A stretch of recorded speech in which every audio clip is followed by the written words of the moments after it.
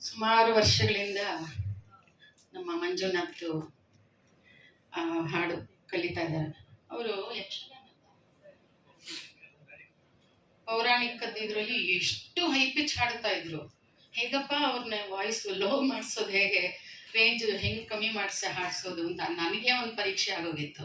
ತುಂಬಾ high pitch ಹಾಡ್ತಾ ಇದ್ರು, ಲೈಕ್ ಯಕ್ಷಗಾನ ಇದಕ್ಕೆಲ್ಲ ಹಾಡ್ತಾರಲ್ಲ ಆ ಥರ.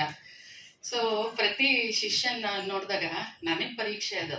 ಅವ್ರನ್ನ ಟ್ರೈನ್ ಮಾಡೋಕ್ಕೆ ಇವಾಗ ನಮ್ಗೆ ಈಸಿ ಗೊತ್ತಾಗ್ಬಿಡುತ್ತೆ ಒಂದ್ಸತಿ, ಬಟ್ ಸ್ಟೂಡೆಂಟ್ಗೆ ಹೆಂಗೆ ಹೇಳೋದು ಅವ್ರಿಗೆ ಅಂತ ಅವ್ರ ಮನಸ್ಸಿನ ಆಳಕ್ಕೆ ಇಳಿದು ಅವ್ರಿಗೆ ಹೆಂಗೆ ಹೇಳಿದ್ರೆ ಅರ್ಥ ಆಗತ್ತೆ ಅನ್ನೋದು, ಅದು ನಮಗೂ ಟ್ರೈನಿಂಗ್ ತಾನೆ.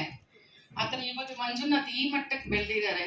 ಅವ್ರದೇ ಒಂದು ಚಾನಲ್ಲು, ಮೊನ್ನೆ ಅದು ಮಾತೃಶ್ರೀ ಸರ್ವಂ ನಾದಮಯ ಅಂತ, ವಾಯ್ಸ್ ಆಫ್ ಕರ್ನಾಟಕ ಅಲ್ಲ.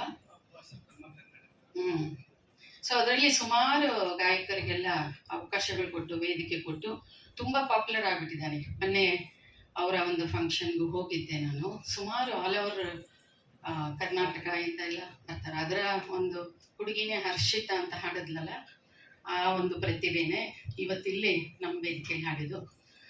ಸೊ ಎಲ್ಲ ರೀತಿ ಒಳ್ಳೇದಾಗಲಿ. ಇನ್ನು ಹೀಗೆ ಸ್ವಂತ ಪರಿಶ್ರಮದಿಂದ ನೀವುಗಳೆಲ್ಲ ಮುಂದುವರಿಸ್ಕೊಂಡು ಹೋಗಿ. ಗಾಯನ ಅನ್ನೋದು ದೇವರು ಕೊಟ್ಟಿರೋದನ್ನ ಭಕ್ತಿಯಿಂದ ಬೊಗಸೆ ಒಡ್ಡಿ ಅದನ್ನ ಪರಿಶ್ರಮದಿಂದ ಸಾಧನೆ ಮಾಡ್ತಾ ಹೋಗಿ. ಇಷ್ಟೇ ಹೇಳಬಲ್ಲೆ. Thank you.